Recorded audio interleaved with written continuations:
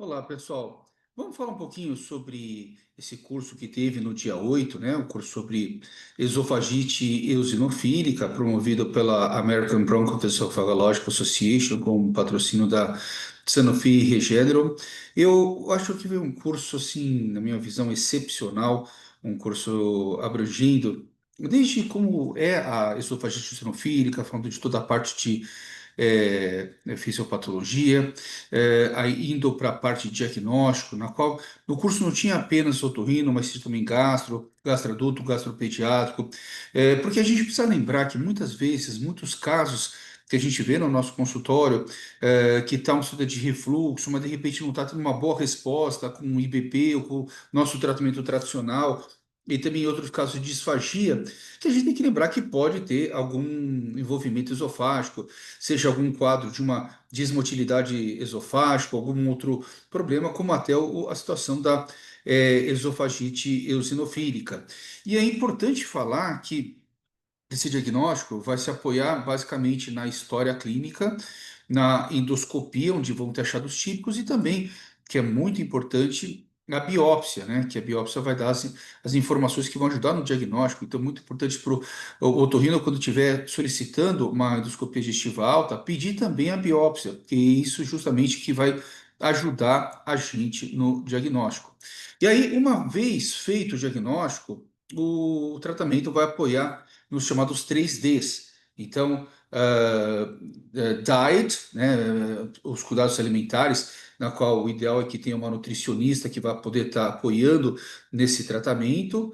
Lógico que isso é uma coisa feito de multiprofissional, não é uma coisa que tu não vai saber conduzir, mas a gente vai estar numa equipe juntos. Aí tem a parte drug, a parte de medicação, então desde as medicações e algumas, tem pacientes que respondem com IBP, mas não é o comum. Alguns pacientes podem utilizar o corticoide tópico, é uma coisa que, de repente, para nós, doutores, a gente não está muito acostumado, mas da mesma forma como você pode ter o corticoide inalatório, você pode utilizar o próprio puff, ficar na boca e engolir, e aí ele vai agir topicamente na região do esôfago. E aí a outra situação também é o uso dos imunos biológicos, que aí vai ter realmente um papel importante. E aí o último D, que é o dilation, que é a dilatação esofágica. Aqui no Brasil, normalmente qualquer manipulação do esôfago é mais feito pelo gastro, pelo endoscopista, mas é importante a gente ter um pouquinho mais de conhecimento nessa área e lembrar dessas alterações. Então, é importante falar que muitas vezes quando a gente vai falar dentro do otorrino imunobiológico, a gente acaba voltando mais para a parte de nariz, pensando mais em quadros de rinocinusite crônica com polipose, mas a gente pode ter outras situações que também os imunobiológicos podem funcionar. Então, aqui no caso da esofagite eosinofílica, ou outras, depende de situações na qual a gente pode ter, por exemplo, uma estenose subglótica, na qual pode, dependendo da natureza, também pode se adequar.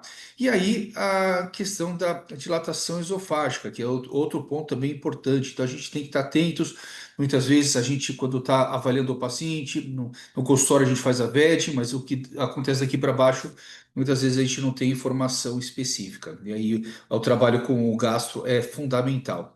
E aí, outro ponto importante que foi muito bem abordado na aula é a questão do TNO, que é o Transnasal Oesophagostomy. Então, é uma coisa que é muito feito nos Estados Unidos, muito realizado também na Europa, infelizmente aqui não no Brasil, que é a esofagoscopia transnasal. Da mesma forma, você coloca um sprayzinho na região do nariz, você vai com um endoscópio, que obviamente ele é bem menorzinho do que da endoscopia digestiva alta, aí a pessoa, quando vai passar nessa região, a pessoa engole, e com isso você consegue ver toda a região da mucosa do esôfago, e aí você vai descendo até você poder ver exatamente como está o aspecto. Então, obviamente, tem materiais que a gente não tem no nosso consultório, que para justamente poder fazer esse exame. Esses exames, o equipamento em si é caro. Eu lembro que na aula até foi comentado que nos Estados Unidos, acho que o kit de tudo deve custar em torno de uns 66, 70 mil dólares. Então, obviamente, aqui no Brasil isso deve ser muito mais caro, mas obviamente, para nós que trabalhamos dentro de consultórios, em empresas comerciais, a gente não tem infraestrutura adequada para isso. Mas muitas vezes os otorrinos nos Estados Unidos quando tem acesso a esse tipo de exame, já consegue, não só fazer uma avaliação diagnóstica, como também a parte terapêutica, aonde entra, por exemplo, a questão da dilatação. Qual que é a vantagem desse procedimento, tanto diagnóstico como terapêutico?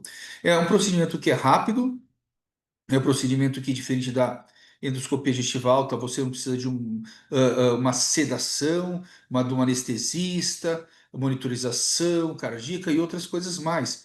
E você faz o procedimento, depois de mais ou menos 2, 3 horas, o paciente já pode se alimentar normalmente, né? Então, é interessante, a gente está pedindo a gravação para que vocês possam assistir, mas é interessante para nós, otorrinos, a gente consegue enxergar um pouquinho maior pacientes que tenham ou sintomas, sinais sugerem refluxo, mas que a gente tem que abrir a cabeça para outras coisas, ou também outros quadros de disfagia que não estão só relacionados a essa região da faringe, cricofaríngeo, outras áreas também.